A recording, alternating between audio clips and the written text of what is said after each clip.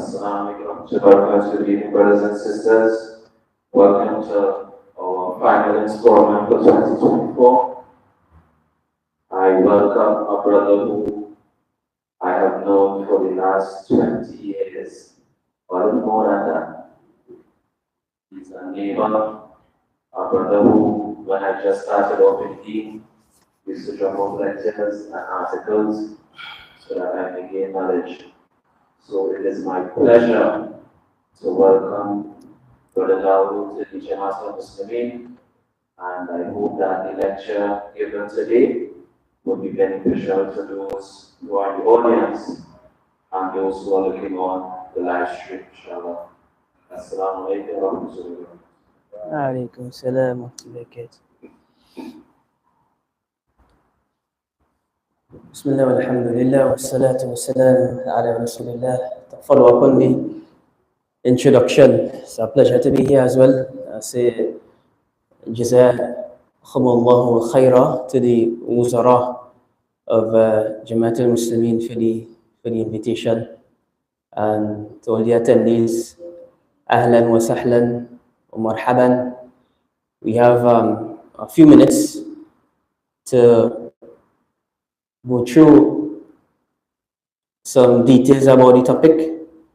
So I ask everybody to pay attention and to put the phones on silent.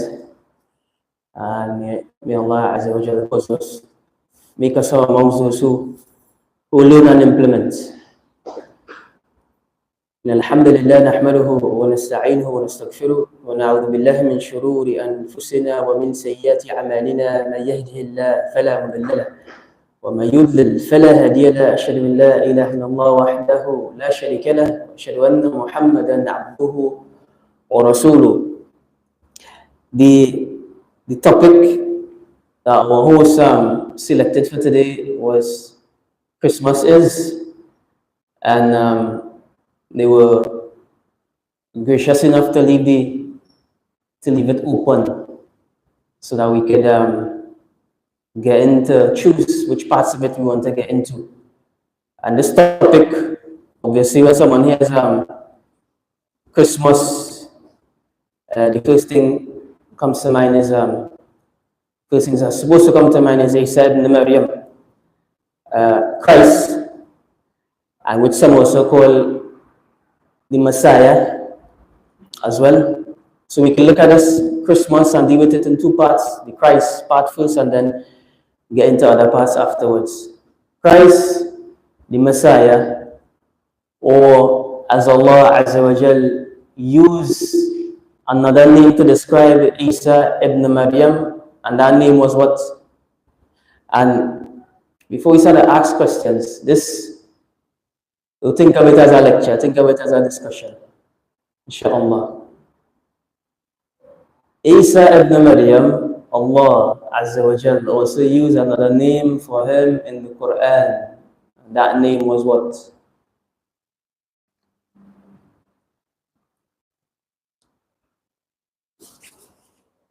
What was that name?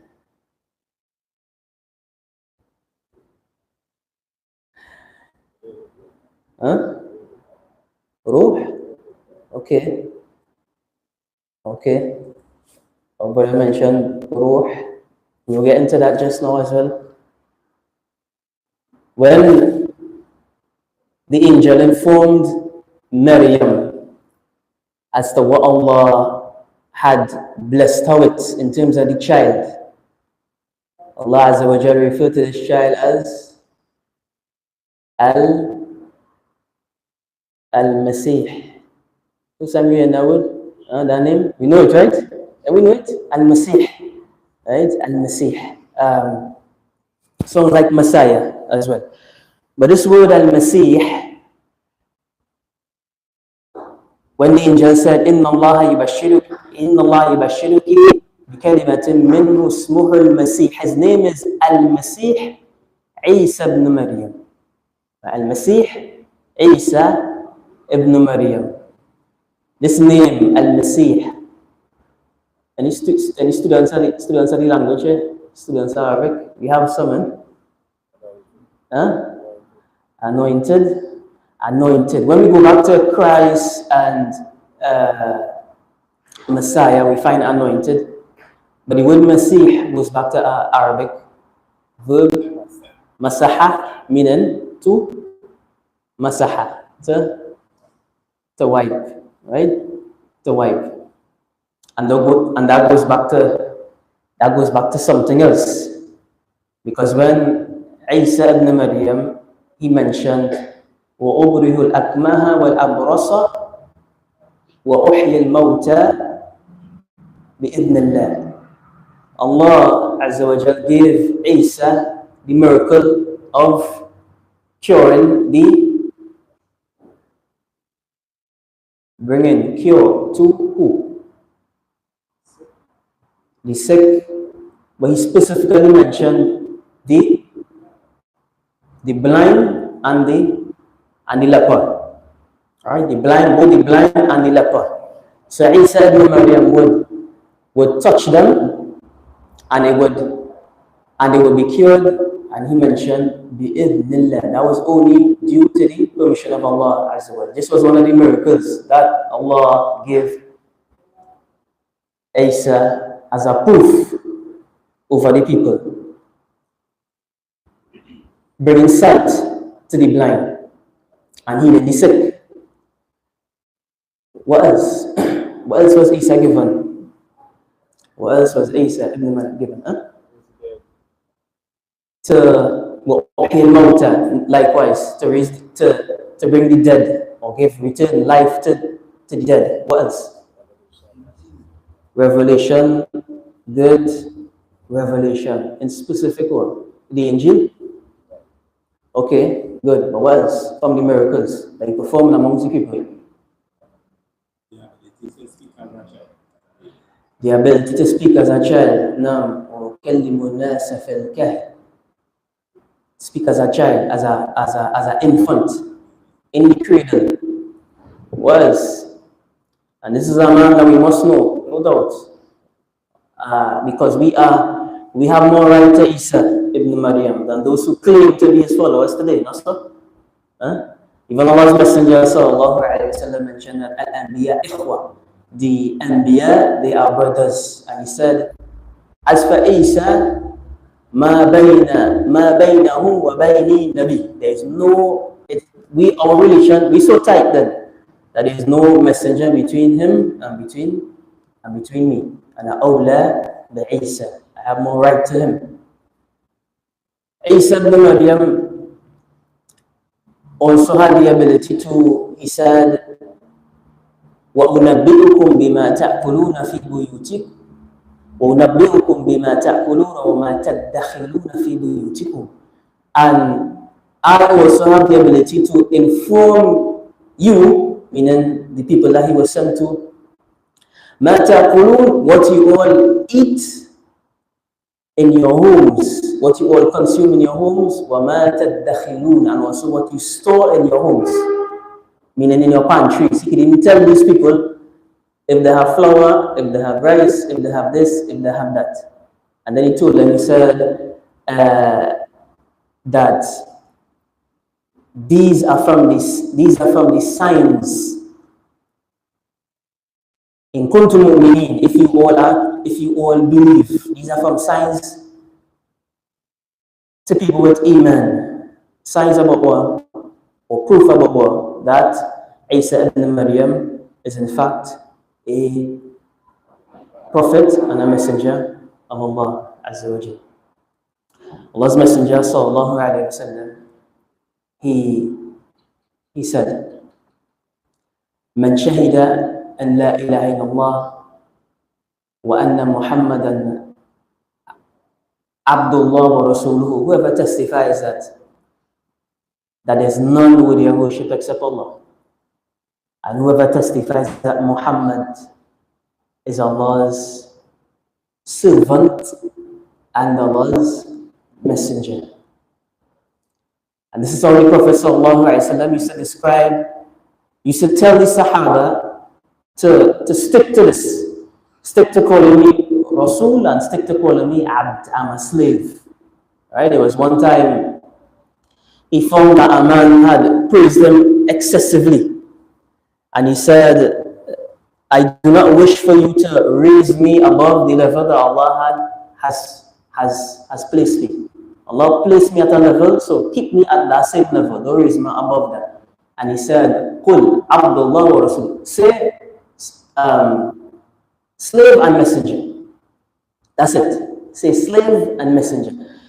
So one narration he said, whoever testifies that I am the slave of Allah and the messenger, and also Isa is Allah's slave and Allah's messenger. We will testify to these things, and that Isa is kalimatuhu, Allah's words. Isa is Allah's word. And this statement that Isa is the word of Allah, this is something that gets the people at the book hyped when they read the Quran, right? Because when they have a claim that Christ is the word of God, and they find the same statement in the Quran, so they say, look, the Quran affirms that he is son, and the Quran affirms that he is Lord and Savior and the Master and this and that. But this is not correct. This is because Allah Azza wa Jalla mentioned that إن مثل عيسى عند الله كمثل آدم خلقه من تراب ثم قال له كن فيكون. The example of Isa is the example of Adam. That Allah said, be, and he was. Right? It wasn't, the creation of Isa wasn't that difficult. It wasn't difficult at all. And we already have an example of that. Adam was said, Kun, be, and he was. When Maryam said, how is there his mother Isa, she said, how is there to be for me a child? وَلَمْ يَمْسَسْنِي بَشَرٌ, and no man has touched me. No man touched me, how is there to be for me a child? And the response to Maryam was, كَذَلِكَ اللَّهُ يَخْلُقُ مَا يَشَاءُ. This is the example of how Allah creates whatever He wants. إِذَا أَرَادَ شَيْئًا, if He wants something to be, He says, إِذَا قَضَى أَمْرًا, if He decrees a matter to be, then He says, كُن فَيَكُن, be and it be, and it is. And this is what the Muslimin, this is what we understand. Like when Allah Azza wa Jalla mentions that Isa ibn Maryam is the word of Allah, meaning that he was created with be. He was created with be. Adam alayhi salam was created with be, likewise. And that is all it takes. Kun fayakun. So was the answer to Maryam. Be, and it is. So Allah's Messenger sallallahu alayhi wa sallam is saying that Isa is kalimatuhu alqaha ila Maryam. It was a word that was sent to Maryam. And then he said sallallahu alayhi wa sallam, wa ruhul min, wa ruh, and a soul from Allah. A soul from Allah. Meaning that a soul that Allah Azza wa Jal created. A soul that Allah Azza wa Jal created and sent to be blown into Maryam. This is Isa ibn Maryam. Whoever testifies, none worthy of worship but Allah, that Muhammad is slave and messenger, and that Isa is slave and messenger, and that Isa is Allah's word, and that Isa is a soul created by Allah, وَأَنَّ الْجَنَّةَ حَقٌّ, and that the Jannah is true and real, وَأَنَّ النَّارَ حَقٌّ, and that the fire is true and real. أَدْخَلَهُ اللَّهُ وَالْجَنَّةِ, then Allah would enter this one into paradise. This hadith, we find in it the pillars of Iman. And the pillars of Iman are how much? Pillars of Iman. 6. We have, for example, belief in Allah, right? Belief in Allah. And here Allah's Messenger is saying, whoever testifies that none is worthy of worship except Allah, that falls under one of the pillars of Islam. Whoever testifies that Muhammad is Allah's slave and messenger, and Isa is Allah's slave and messenger, falls under which pillar? Belief in the messengers. And whoever testifies that the fire is real, and the Jannah is real, and the fire is real, falls under which pillar of Iman?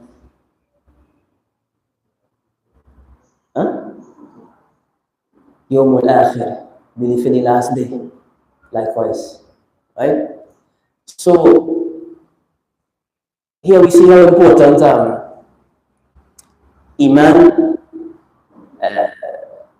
both Iman and Tawheed. Because the first part about it is Tawheed, whoever testifies none is worthy of worship except Allah. That's Tawheed. The other parts of it is Iman. And the opposite understanding of this is whoever leaves out any part of this, then what happens to him? Then he is void of the conditions that would require him to enter Jannah. May Allah make us from Ahl Jannah.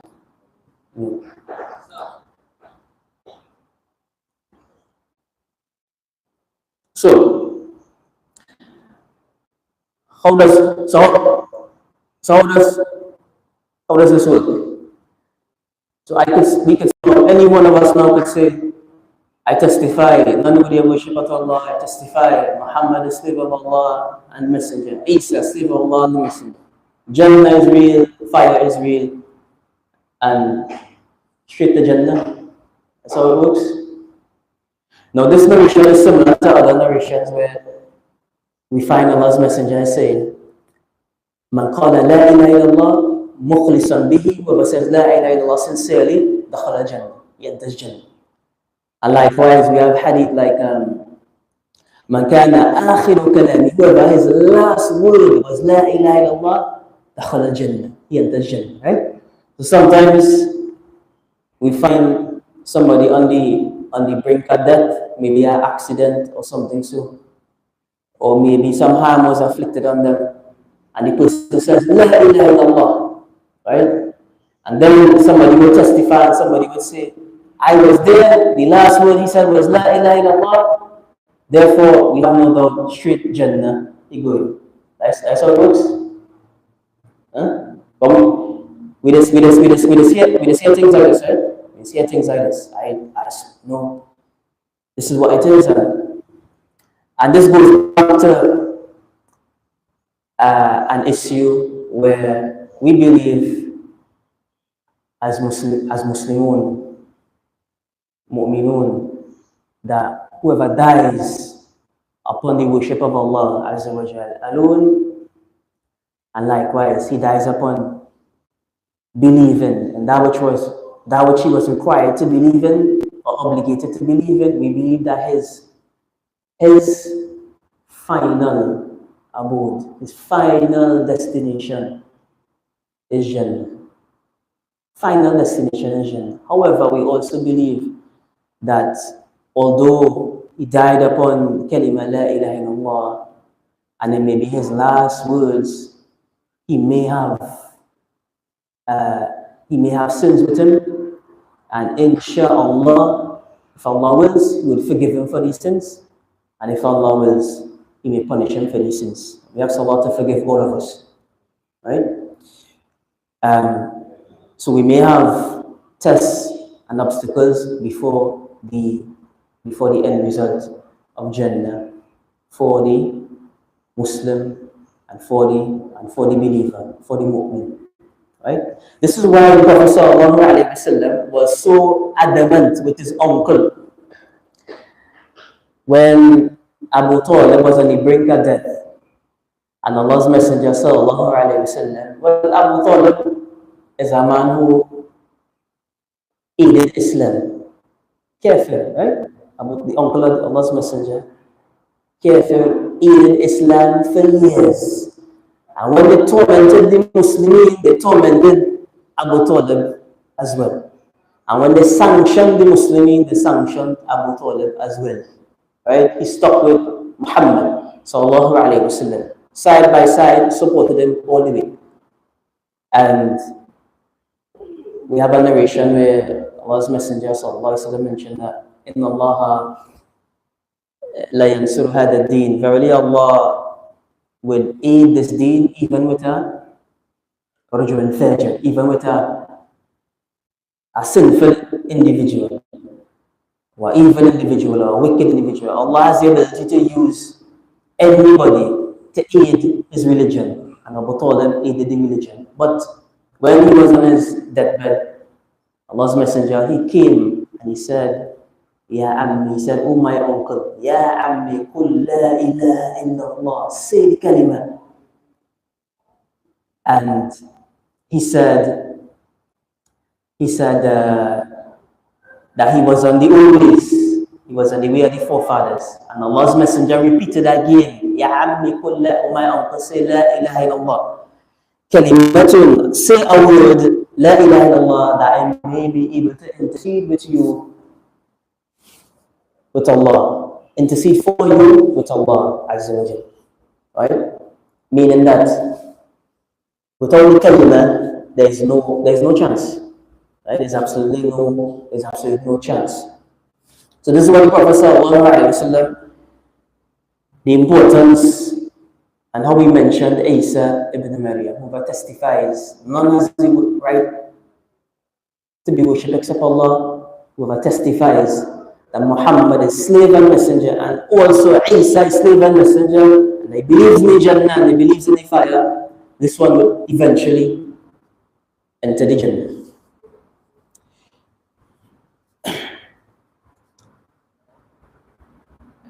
Isa ibn Maryam, and this day that they selected for him as the day he was born, that we have, when Allah Azza wa Jal describes the events surrounding the birth of Isa,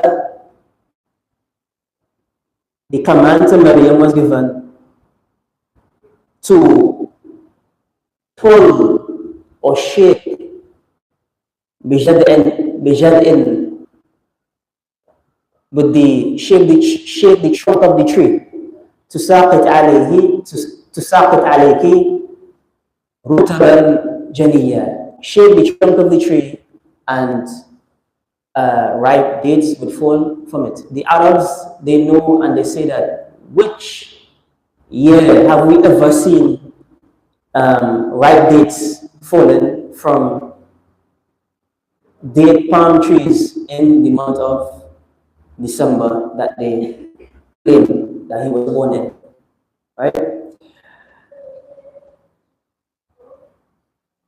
They knew that this doesn't occur, but they still choose this for their celebration. But the question is, what was so special about this month? What was so special about this date? Anybody know? What was so special about it? Why they had to make it this day? Why they had to make it this day? Anybody know?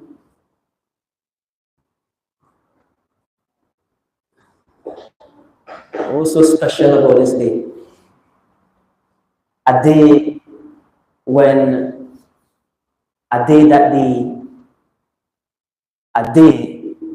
surrounding the time that Christianity was spreading, and their target audience was none other than the idolaters, none other than pagans, right? Those who worship the sun, those who worship the moon, those who likewise worship the stars. And they had a time, and we also have something similar to that. A time of light over darkness, that type of thing. But what happens was that there was a time in the year that was special to them, special to the pagans, to the idolaters. And the people of the book, they knew this. And it was a time that they specified that it was a time that the light returns, right? And overtakes that which is dark. And the darkest time of the year, and when we say the darkest time of the year, we mean that the time when the day is the shortest and the night is the longest, right? If for those who spend time in North America or Europe, you would have times when Maghrib comes in as early as 3 o'clock, as early as 4 o'clock in the afternoon. Salat al-Maghrib. That's in the depth of the winter. The depth of the winter time. But then what happens is that as the time goes by, the day becomes short and the night becomes long, and there's a point in time when this whole system starts to reverse. And this reversal, when the night or when the day starts to get longer, this reversal takes place when none other than around December the 21st, December the 25th, around this time. Is when the reversal takes place and more light comes to the day. So what they said is that, listen, if we could have the two celebrations in one day, then we can be a religion that is accepted by the idolaters as well. And this is what they did, and this is what they promoted. So now we have shirk combined with more shirk. Two different forms of shirk combined into one, and this was best. This was best for everyone, and they continue this practice for generations, right?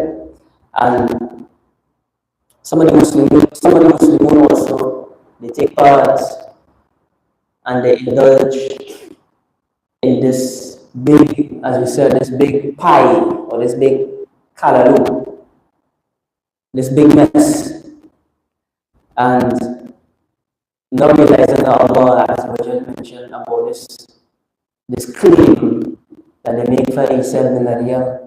وقالوا اتخذ الرحمن ولدا. They claim that Ar-Rahman, here Allah uses one of his best names, Ar-Rahman ولدا. They claim for him that he has a child. وَقَدْ جِئْتُمْ شَيْئًا إِدًّا. And you have this claim you have made, you have come up with an atrocity. This is how Allah Azza wa Jalla described it. An atrocious claim. And then further down with the ayat, Allah Azza wa Jalla mentioned, it is not befitting, it is not appropriate for Ar-Rahman to take a child, or to have a child. And Allah Azza wa Jalla goes on to say, in kullu man fi samawati wal ard, verily everyone in the heavens and the earth, there is no doubt that he will come to Allah abdan, as a slave. He comes to Allah as a slave. No one comes to Allah Azza wa Jal as a Lord. He comes to Allah as a slave.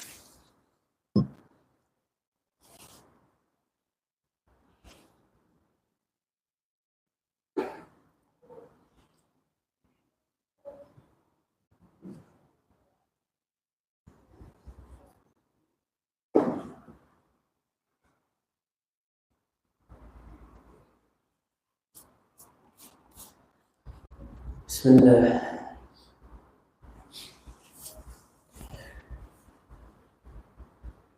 إن كل من في السماوات والأرض إلا آتي الرحمن عبدا. No one is going to come to Allah Azza wa Jal as a Lord. So this claim that Isa ibn Maryam is your Lord, this is an atrocious claim, as Allah Azza wa Jal mentioned. So the years pass by, and we see some of the Muslims partaking, right? Correct? Yeah? Like where? Or like what? Give me an example. Are the Muslimin taking part in these type of celebrations? Where? How?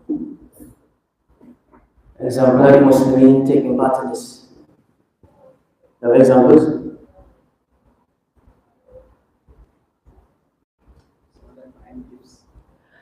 Buying gifts.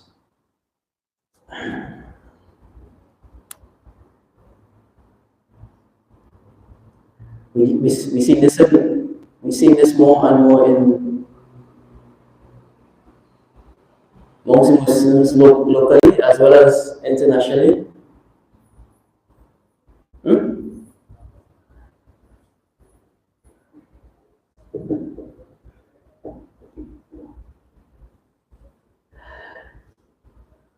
You all notice few days ago, when I was on the news and he was speaking about his child. There was something afflicted his child, and the when they wrote the story, they mentioned that he called upon Allah, and when they did the video, he also begged Allah for safety for his child, and the child was found safe, and also he did mention that this will be a enjoyable time for him if this was to occur. It would make his Christmas. May Allah Azza wa Jalla forgive us. Right? We see these things around us, and we see these things internationally as well. Muslims they are open with regards to the celebration of all these activities that the kuffar that they came up with and that the kuffar that they promote, right? But when we look at these issues, for example, the issue with the brother, and the issue that we see in Muslim countries, these issues is not issues to put down the Muslims regarding, right? Or to make fun of the Muslims or to mock the Muslims, right? Allah's Messenger sallallahu alaihi wasallam, when he described the believers and their brotherhood in the hadith, al-Muslim al Muslim, the Muslims, the brother of a Muslim, he also mentioned بحسب المؤمن أن يحقر أخاه المسلم. It's not for a sin for one Muslim to belittle another, right? And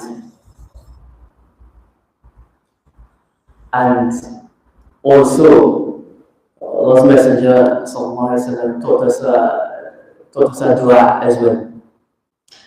When we see someone in a situation, in a bad situation or a bad state, Alhamdulillah alladhi afani mimma ibtalahu bihi. When we see a Muslim involved in sin or in disobedience or celebrating or involved in things that you're not supposed to celebrate, it's not a thing about look what he doing. He bad and I good. Allah's Messenger taught us the dua, Alhamdulillah, all praise is to Allah, the one who made me safe for what he was tested with. That's a test. And we have to know that at any moment, a Muslim can be tested the same way with regards to his faith. And also, a Muslim's family could be tested as well. So we see Muslims involved in these things is a concern to us, right? It's a concern.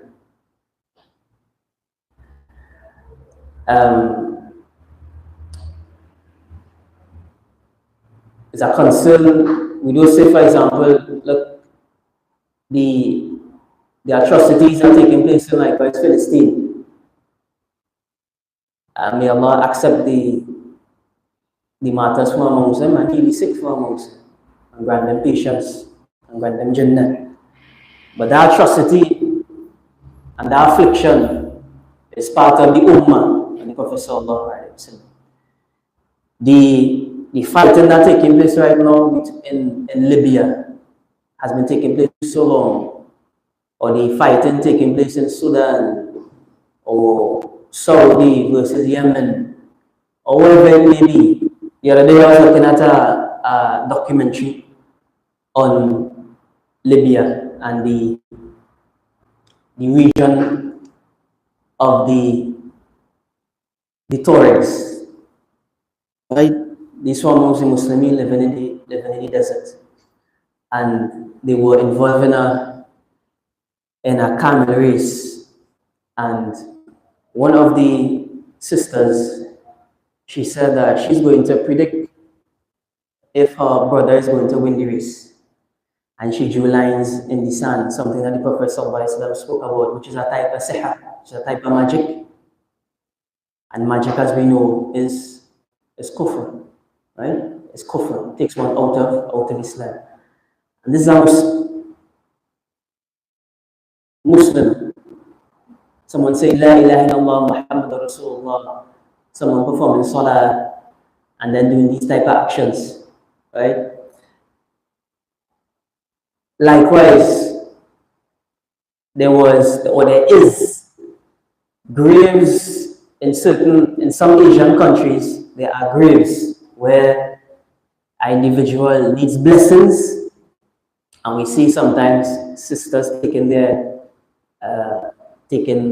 and brothers as well, those who say La ilaha illallah Muhammadur Rasulullah, taking rags and taking scarves and passing it to someone, and this person will go and they will rub it on the grave and they will pass it back to the person. Now they have a blessed piece of cloth, and they could go home and they could seek blessings from this for their families. All of these things are shirk, opposes the oneness of Allah Azza wa Jal, and Allah's Messenger told us, Man ta'allaqa tamimatan, whoever deals with the tama'in, those amulets and those things that they desire blessings from, faqad ashrak, they have committed shirk. And we know that shirk is something that Allah Azza wa Jal doesn't forgive.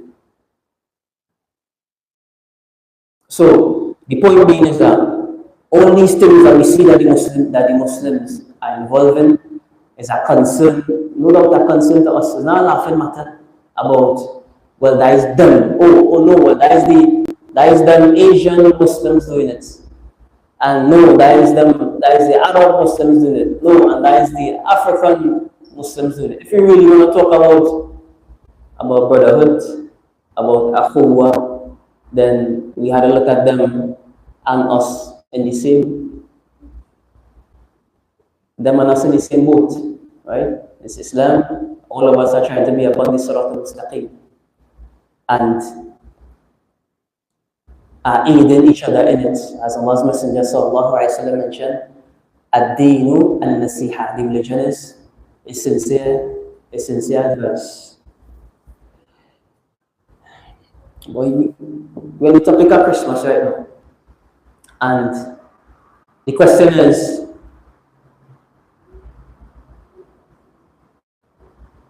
what happens when the Muslims involve themselves in things like this? What happens when they involve themselves in things like this? They exchange gifts, they partake in the gift exchange and the lighting up and the this and the that, what happens? What happens to the believer in a case like this? We know it is impermissible, but does the involvement take one out of Islam? Is the question. Does the involvement in it take one out of Islam? Huh?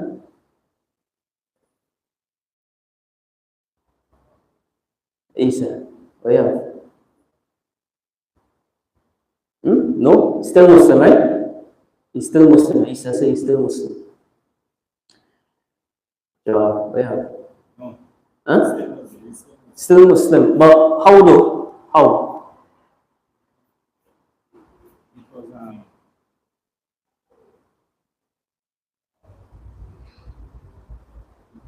in worship is still there.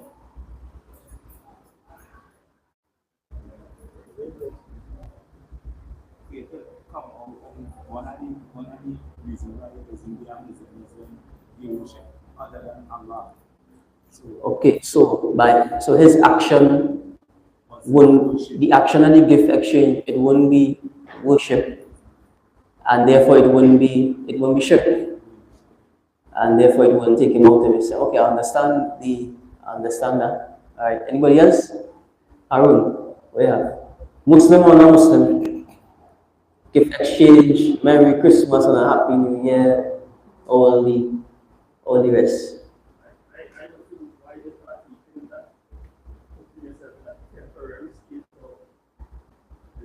Okay, so brother said we put yourself on a temp. But when would that be not temporary though? When would he come back to Islam and to Iman?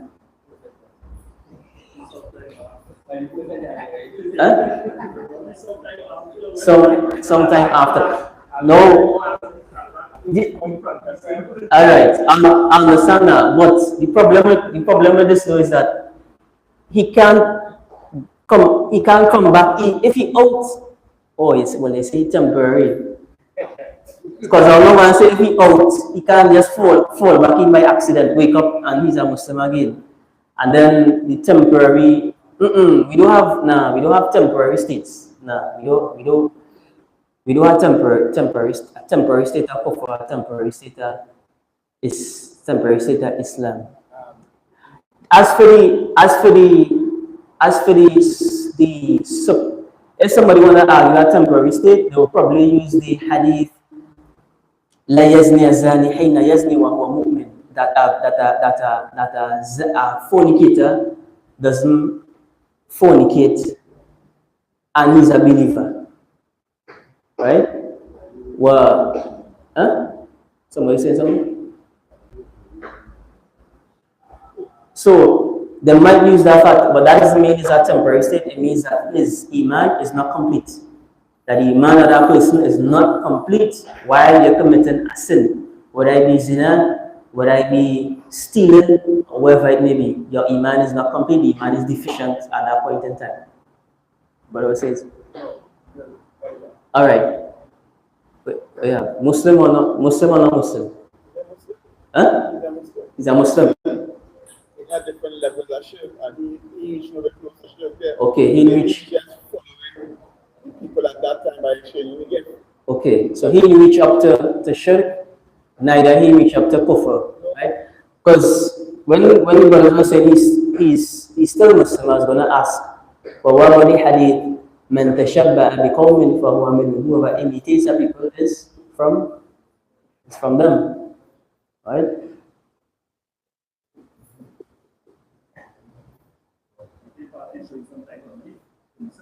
Huh? We could say that. Yeah, we could say that. No, but here's the thing about this hadith: whoever imitates a people is from them. You know, we will see some of the youth on the socials and the throwing up the signs. Well, some of those who that mix salah with us and think they're throwing up the sign. The sign is what? The sign is 9, right? So they're throwing up the sign. They'll have on gold chain and the pants drop where, and right, this also is an imitation of who? None other than the kuffar, right? Because only when they started to move that way and talk that way and stand up that way and pose that way, it's only then we show, and the proof for that is show us the youth doing that before the numbers came out. No, they did it after, right? It shows. But likewise we won't say that although is a following, is not one that takes one out of Islam. So this shows us that imitation of the disbelievers, it has different levels, right? All of it is impermissible, but they have levels. They have level states, and on the issue of levels, one of the professors of Islamic University, he was asked the question, what's your ruling on celebrating Christmas? And he said that it is muharram, it is haram, and it's a haram and a major sin. It's haram and also a major sin. Jazakallahu khair. Then he asked the question, he said, however, does it take one out of Islam? And mentioned that the only way it takes one out of Islam is if the individual does the practice along with the belief. He does the practice along with the belief, but not if he does the practice because he has some family or parliament and they invite him to go and he went. And they say, what we want you, how are you looking? So I know Muslims who does celebrate Christmas, take a little drink, take a little taste, and then he get, after some hours or some minutes into the session, he get into the vibes and now he full blown shaking and quattro and all the rest of things. This is somebody who knows that this is incorrect and knows that this is wrong, and succumb to the influence. Would I be pressured by family, or would I be pressured by so-called non-Muslim friends, right?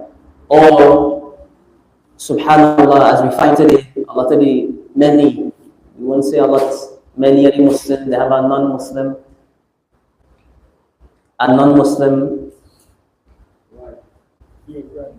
that is the word, non-Muslim girlfriend, and is everything she into is everything he had to be into.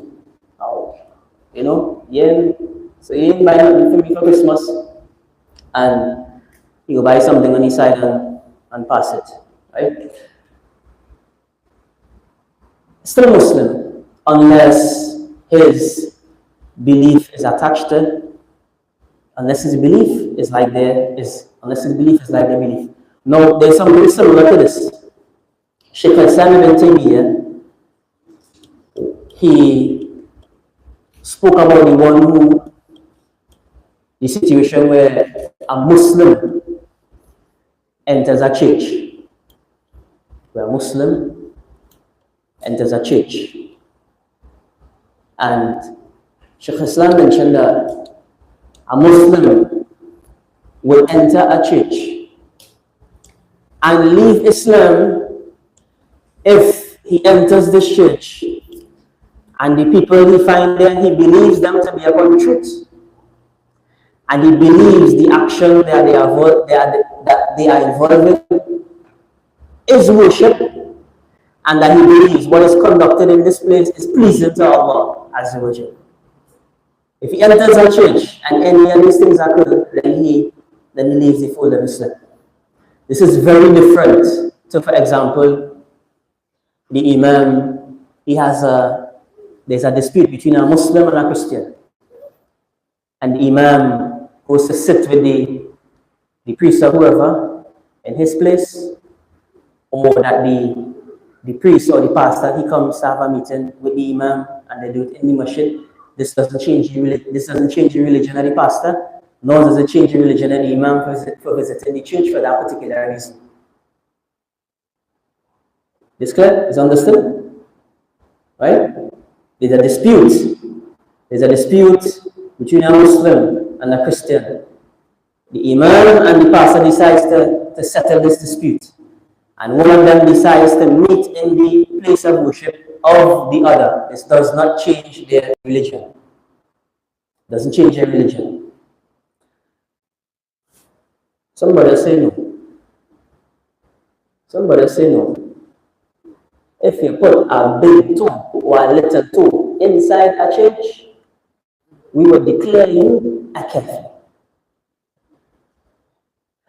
And they say that Umar ibn Khattab said in the time of Allah's Messenger, we say judge people with the wahi, with the revelation. But now we judge people with that which is Zahir. If you enter there, I don't care who you is, I'm not going to ask you what you're here for. You're in a church, he's a Christian, he's a kafir. And you have changed your religion. Allah's Messenger sallallahu alayhi wa sallam said, Man baddala deenuhu faqtuluhu. Whoever changes religion then,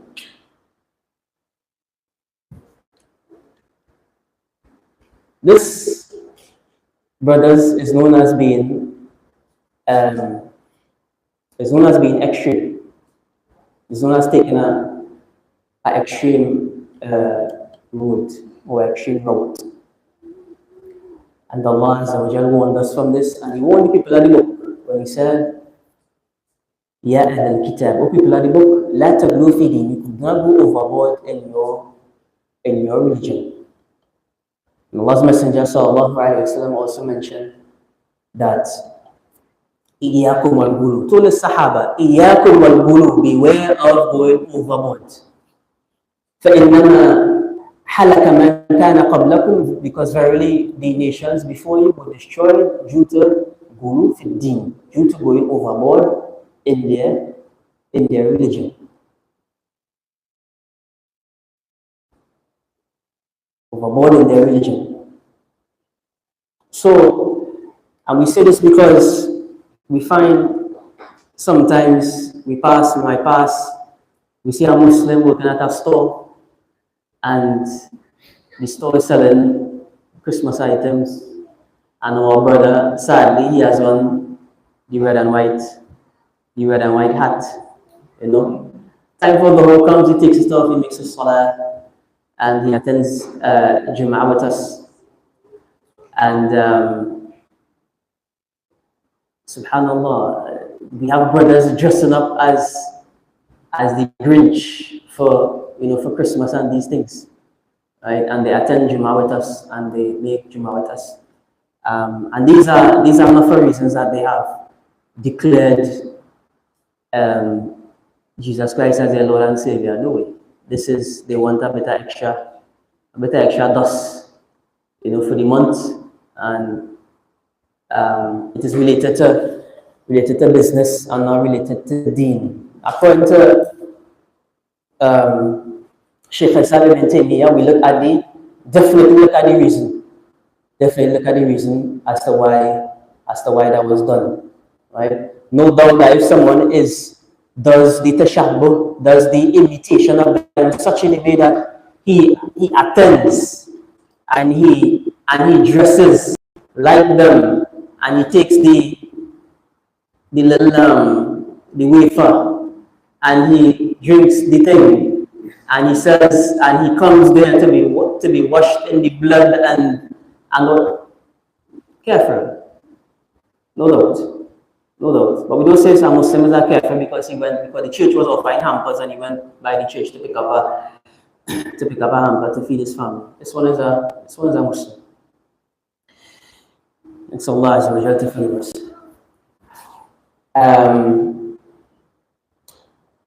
We have to be aware that Allah's Messenger sallallahu alayhi wa sallam mentioned about the Ummah that our Ummah will face some challenges. The Ummah will face challenges. And he mentioned خَيْرُ النَّاسِ قَوْمِي, the best of generations is his own generation, and the Sahaba. And he also informed us that لَتَتَّبِعُنَّ سَنَنَ مَنْ كَانَ قَبْلَكُمْ. You will certainly follow the ways of the people before you. We will follow their way and their ways. We will imitate them.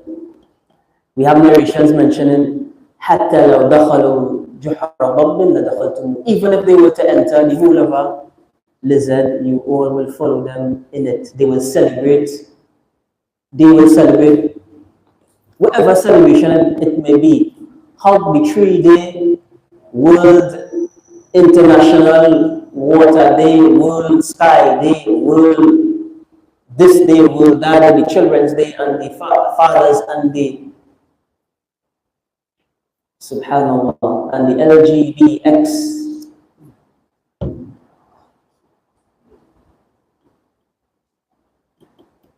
Sada, that the Ummah, la dakhaltumu. Some from the Ummah, some who says la ilaha illallah, la dakhaltumu, you will follow them into that pit. Wherever hole they open and dive into, you will say, oh, dive with a gun, I go in. I want to go too. And we had to be brothers to each other and know that now we had to try to pull each other out of there. Right?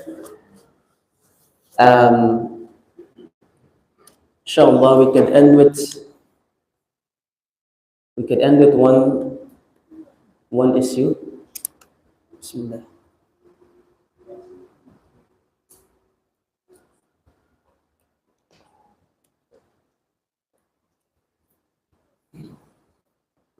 Regarding the people of the book and their claims and their assertions regarding Al-Masih Isa ibn Maryam.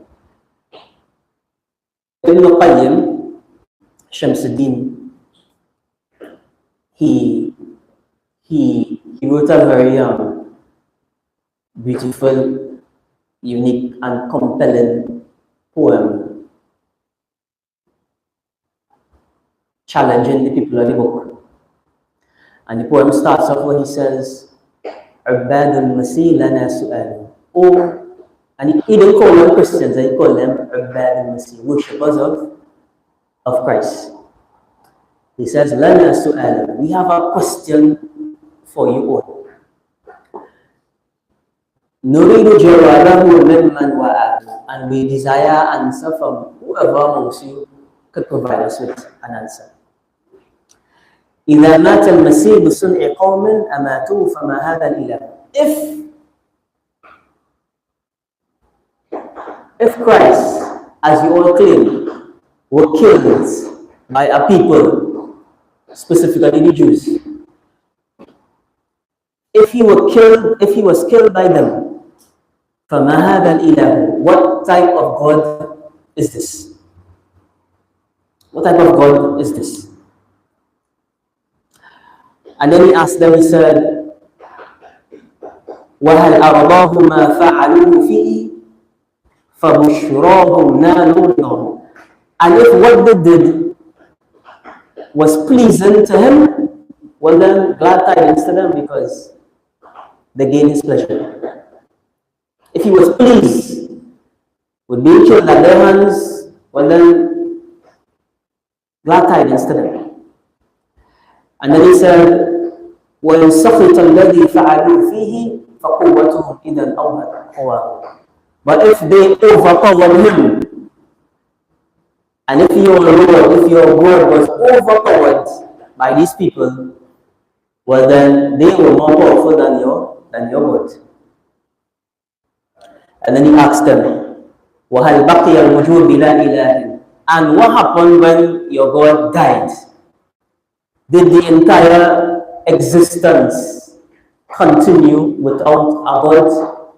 Sami'ul mustajibu liman da'a. Did the entire existence continue without a God to listen and hear the dua of mankind? Was there no God when Al-Masih was in that state of death? And then he asked them also, وَحَلَ الْمَسِيحُ نُحِي لَهُ. هل المسيء هل عاد المسيء إلى حياة? Did Christ bring himself back to life? Or did a God like him and similar to him bring him back? Meaning, we get two laws that when one died, the next one resurrect the other one, or did Christ resurrect himself? What's the answer? He's asking the people at the book, give me an answer. And then he asked them, he said, Ya ajaban li qabrin dhamma rabba. He said, so strange and so hard to believe that a grave held a Lord. And he said, وَأَعْجَبَ مِنْهُ بَطْنٌ قَدْ حَوَاهُ. But more strange than the Lord being in the grave, stranger than that is the Lord being in a stomach, meaning in a womb. This is more strange than the Lord being in a grave. And then he said, تسعة من شهور أقام هناك 9 من شهور لدي ظلمات وحيل غداه. In the womb for 9 months, you claim your Lord was there, وحيل غداه, and being nourished by the linings of the womb. And we know what happens with the lining of the womb when the uterus, when there is no conception, right? It comes out as menstrual blood, right? This is what you claim would have been nourishing your Lord while he was in the womb. Very strange. And then Ibn Qayyim said, ثم شق الفرج وشق الفرج وليدا صغيرا. And then delivery. Then the delivery takes place. Walidan Sagira, and a small child is now present. Fatihan Littadi Fahu, and this child now opens the mouth looking to take the breast of the mother. He describes their Lord. And then he says, ثُمَّ يَأْكُلْ ثُمَّ يَشْرَبْ ثُمَّ يَأْتِي بِلَازِمِ ذَلِكَ فَهَلْ هَذَا إِلَهٌ. Then what happens? He drinks and he consumes milk. And likewise, this infant would eventually eat. And then what happens with this infant? After he eats, and after he drinks, after he consumes this milk, this infant begins to, shortly after, urinate and defecate on its own self. Hal hada ilah. Is this really your Lord? You want to stick to the point and stick to the fact that this is really your Lord. And then he said, Ta'ala Allah ala ifkin nasara. He said, glorified be Allah ala ifkin nasara, over the lies of the people of the book. And you will definitely be asked about the lies that they have invented. This is definitely as we said, a unique and very strong challenge that Ibn Qayyim posed to the people of the book to answer these questions. A beautiful poem that definitely we should try to get it, try to translate it, and also try to read it to our kids and our families, so that they can be clear with regards to the status and the position of Isa ibn Maryam with us, the Muslimin, because we have more a right to him than them. We are more brothers to him than them. As we mentioned before, when our brothers, we advise our brothers, and we don't spread these type of activities between the Muslims. We see a Muslim involved, we don't run and tell everybody, look what this brother doing, look what our sister doing. I see a brother from X community doing this, and I see a brother from X community doing that, because we know when it comes to our community, what we would do, we would conceal. We would advise and we would conceal. And the origin for our Muslim Tanex is to conceal. Allah's Messenger mentioned, Man satara Musliman, satarahu Allah fi dunya wal akhirah. Whoever conceals for his brother, Allah conceals for him in this life and the next. Allah covers some of his faults in this life and the next. So be careful with the things that we go and we spread, and the things that we go and we share. And sometimes the only reason we realize the danger in it is that what happens is that when it affects us and our families and our homes. Many Muslims, if a sister, he was told, a brother was told, hey, you know, there's a video with a sister circulating, with so-and-so, with a sister from so-and-so community circulating. She was caught in some compromising position. Many of the Muslims go and say, well, send the video from her. Correct? Send it from her. As for if it was our sister, a sister from our community, our blood sister, our daughter, Allah forbid, I wonder that something like this happened to, and we were told there's a video circulating with your child, we would say what? Tell the Muslimin, tell the brothers and sisters who circulating this to fear Allah Azza wa Jalla. Correct? Two different responses. And we just only know the harm and the sacredness of the Muslim and the honor of the Muslim when it is directly connected to us. If it's not connected to us, that is them. That is them problem. That is what them dealing with. If you see what them doing and them, and for, as we mentioned, for the brotherhood to get anywhere or to excel beyond where it is, we must think about these things as us. A Muslim is Muslim kalbunyan. The Muslims to each other is like one structure. Yashuddu ba'duhum ba'da, parts of the structure strengthen each other.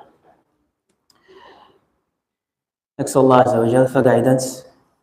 Ask Allah Azza wa Jal to keep us and our families and likewise our community ala sirat al-mustaqim, upon the straight path. Question before you close?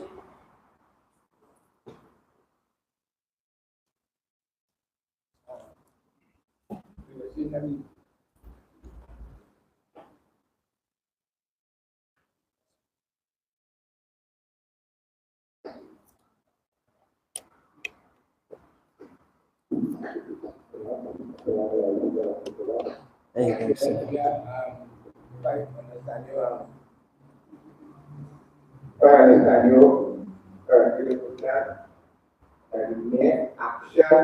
of education that not taken because it must be a company that had position of Correct. But I was asking about the mere involvement into the festivities. So we said yes, if a brother gets carried away in events and in celebrations, then he remains within Islam. The difference is if his heart is connected, is involved with that, where he believes in their way.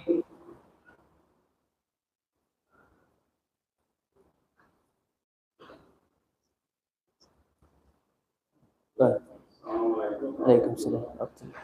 you mentioned that if someone believes that Rasulullah is the messenger, along with Isa,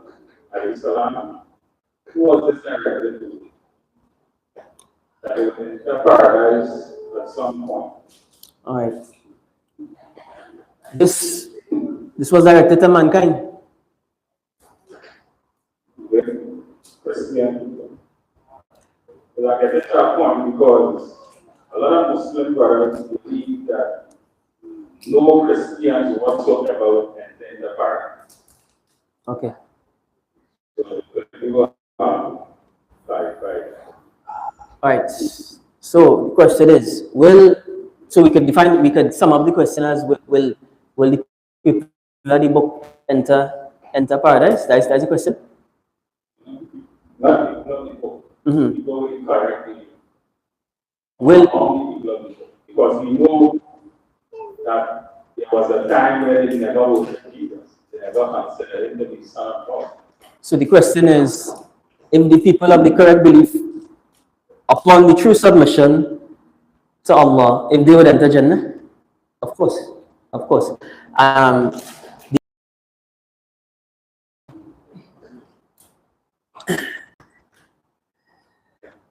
The question is surrounding a doubt that some of the Muslims have with regards to the ayah when Allah mentions those who believe as well as the people of the book. فَلَا خَوْفٌ عَلَيْهِمْ, no fear on them, nor shall they grieve, indicating that they would have a good end. Right? The people of the book was mentioned for amongst the believers. And some Muslims hold that, well, this is evidence that the Muslim will enter Jannah, the Christian will enter Jannah, likewise the Jew will enter Jannah. But likewise the Jews will enter Jannah. We've heard this argument before? Yeah? Is there objection to this? Or is there something that opposes this within the religion?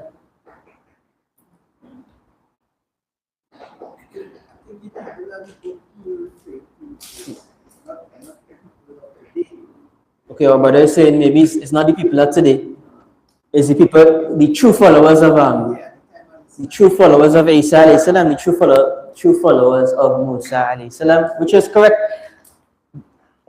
However, Allah's Messenger sallallahu alayhi wasallam didn't leave us for us to guess if it's them or if it's no. There's a narration, he clarified this, and he said sallallahu alayhi wasallam that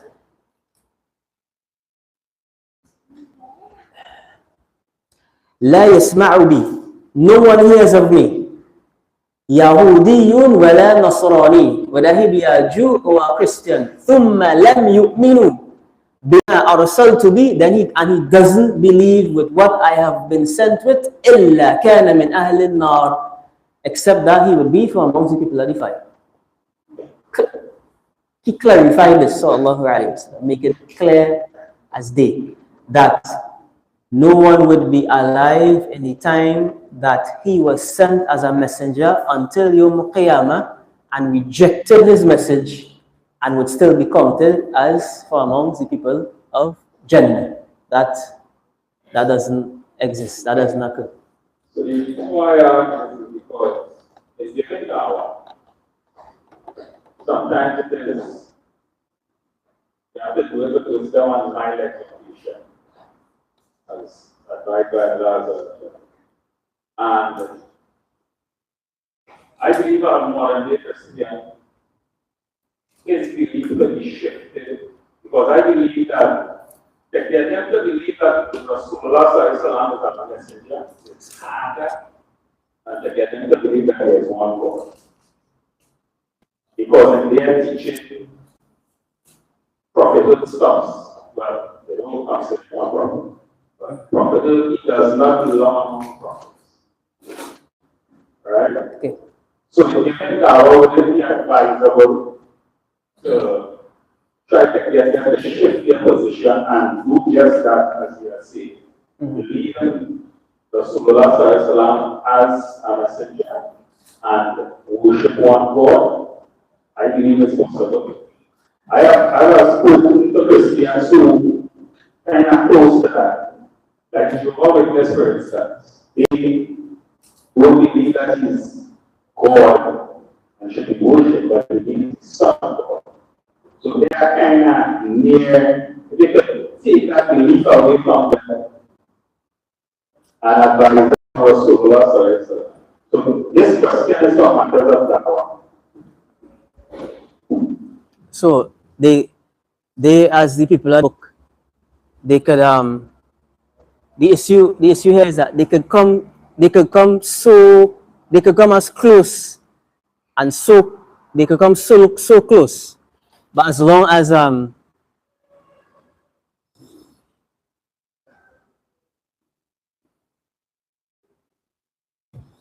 right.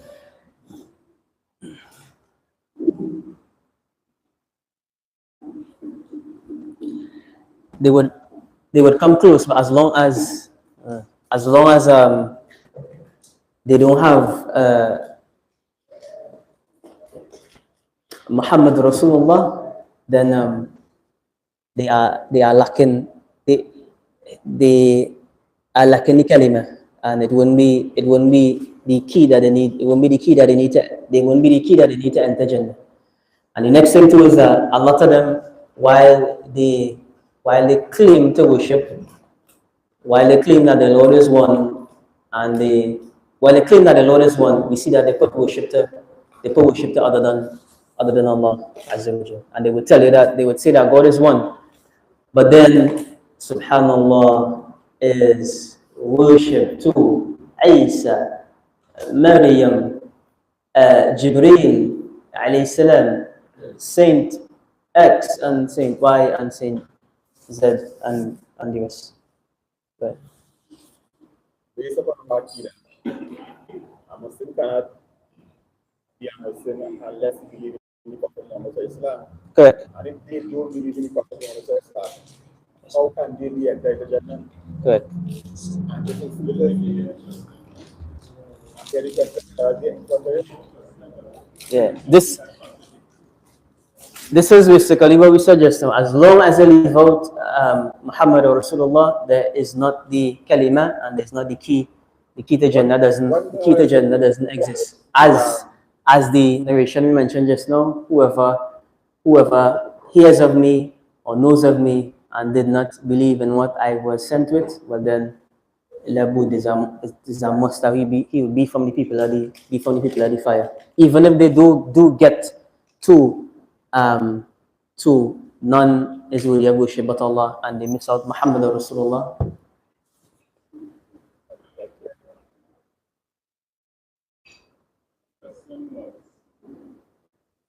Believe that Rasulullah is a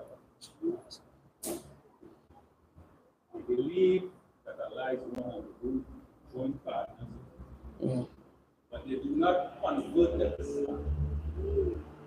That is Good, interesting. This is very interesting, and it is because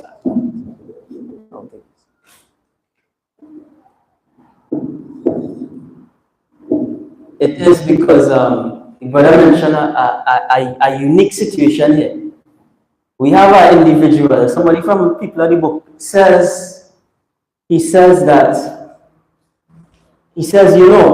believe that the Lord of the Bible is the Lord of the Quran. And I believe in the prophets as well as your prophet, Muhammad. Right? Does this one, what is the situation with this one, you know? don't believe. He don't believe? Hold on, I want to answer. Everybody has the right to answer. Good. Believe, because if you believe, you will take the Shahada, you will make 5 times Salah. You can't tell me you believe in the Prophet Muhammad, you believe in the oneness of Allah, but you ain't practicing Islam. What kind of belief you believe? that Muslims in practice in Islam. And he, them are the part of play, but long as you not practicing Islam and making it 5, and you ain't know Allah to do. How you believe? All right. Well, Abasi said, Kafir. Harun, go ahead.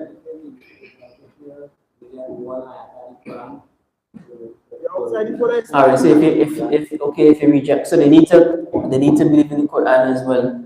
Who else? Anybody believe that the persons are Muslim? That they meaning that they identify as they still identify as a Christian, but they say they believe in Allah. You know, they find that destination, whether they will enter paradise or they will fire. We don't know. My question is this: anybody believe that somebody like this is a Muslim?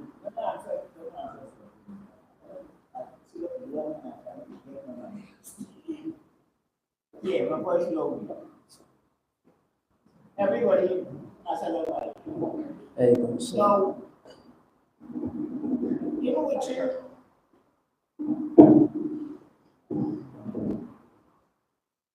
Yeah. Now, in what is really spiritualism is a matter of understanding that I exist and there is a creator that exists. There is one God. I cannot say 3, 4, 5 God created me. One God. Why don't we learn that we come to put a name of a word to whatever culture they are? It's one God. Now, if I'm a Muslim, but I have a culture within as a Muslim, most of my existence is going to be that culture.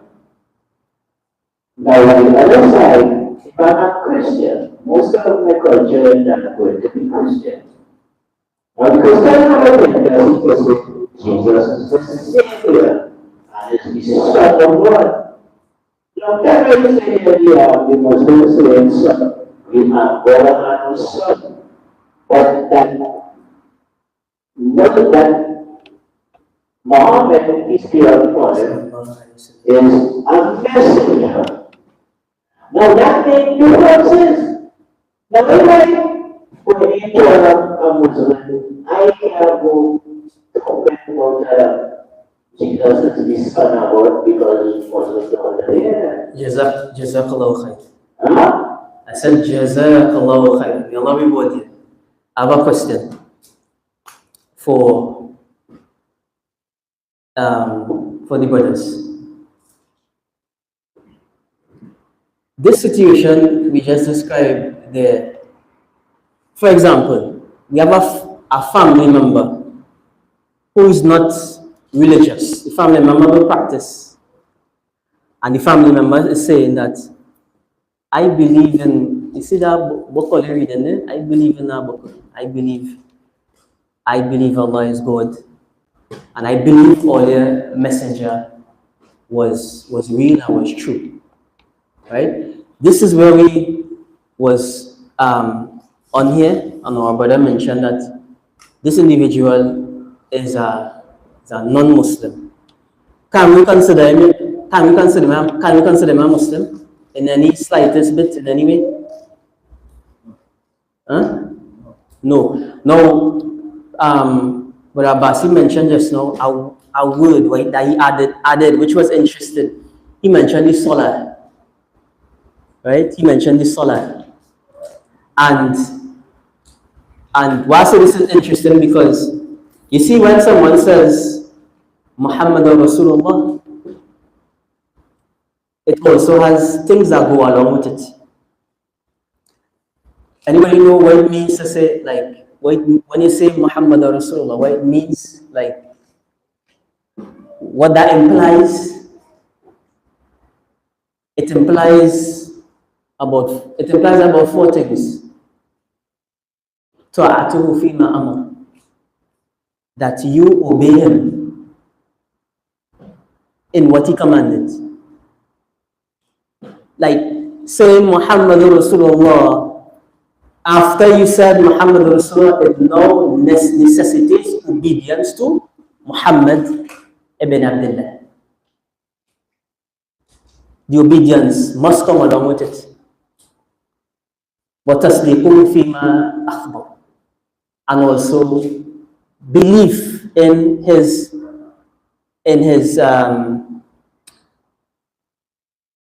prophecies, likewise his his information about the grave, and his information about Yom Qiyamah, his information about the signs of the last day, right? If we said Muhammad Rasulullah, and then we say, I do believe in standing and your sins being weighed and it has scales and all them kind of, why Allah needs scale?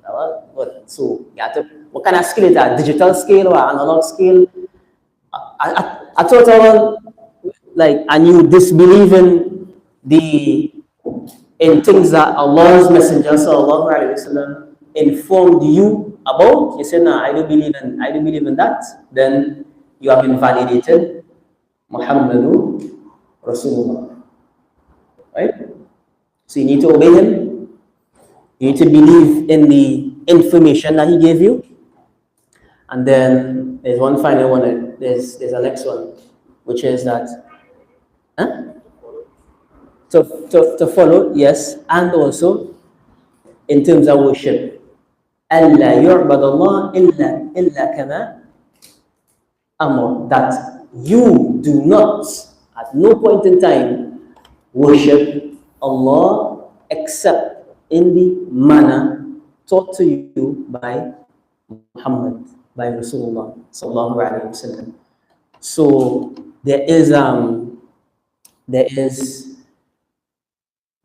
lot to indicate that, saying that when one says La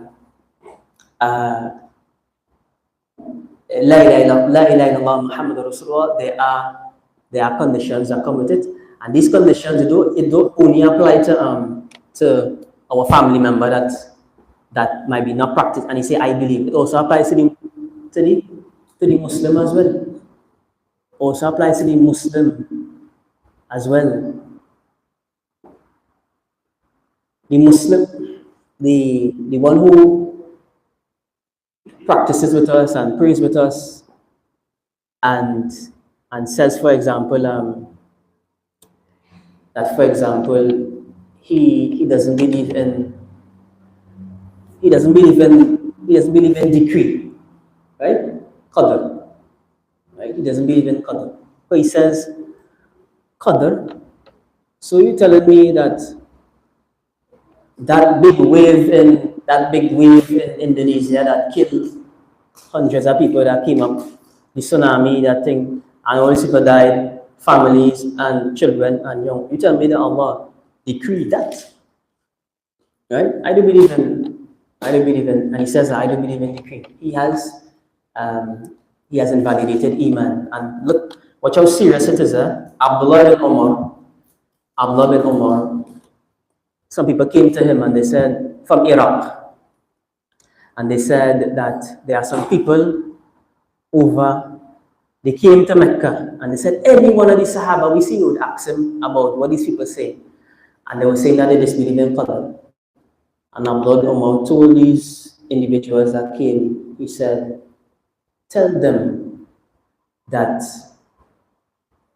he said, by the one who hand my soul is in, لو أنفق مثل أحد, if they were to spend and give sadaqah, give charity to the extent of the amount of Uhud, Allah will not accept anything from them until they believe in Qadr.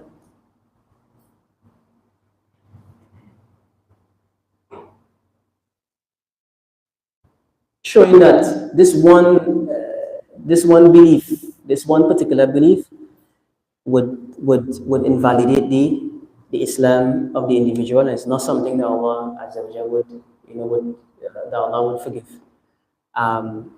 So there is more, as we know, many of us know, there is more to the kalima La ilaha illallah Muhammadur Rasulullah, and we ask Allah Azza wa Jalla to make us from those who live upon it, and also from those who die upon it. And may Allah unite us all with our families in Jannah. وسبحانك اللهم وبحمدك نشهد أن لا إله إلا أنت نستغفرك ونتوب إليك. السلام عليكم.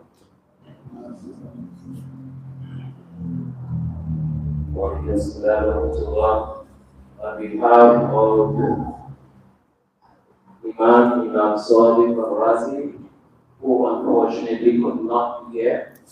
He wants to send his salams and heartfelt thanks to you, Brother Dawood, for the lecture. He was looking on his stream and was quite pleased with what was happening. Brothers and sisters who of this time coming to the masjid, the martial police sisters is around the bed. Brothers, the bins, we set up door to your left outside. Those are the bins to dispose of bottles. And we have the seating area for dinner. Inshallah, sisters to one side, brothers to another side. Inshallah. So I hope that in the upcoming year, we can see more of you, Brother Dawood, and our brothers from Addis Ababa. Some of those brothers who I know them before I had a grain of hair under my chin. So that's a very long time. It's good to meet and greet you all once again. I would like to thank the brothers and sisters who donated towards the dinner. I would like to thank the hard-working brothers and sisters in the kitchen right now. Special thanks to the South Branch. And I hope you all enjoy the dinner. I hope you all enjoy the lecture. Everything that was spoken today be beneficial to the believer, and that you can pass it on, spread the message. Inshallah. Assalamu alaikum wa rahmatullahi wa barakatuh.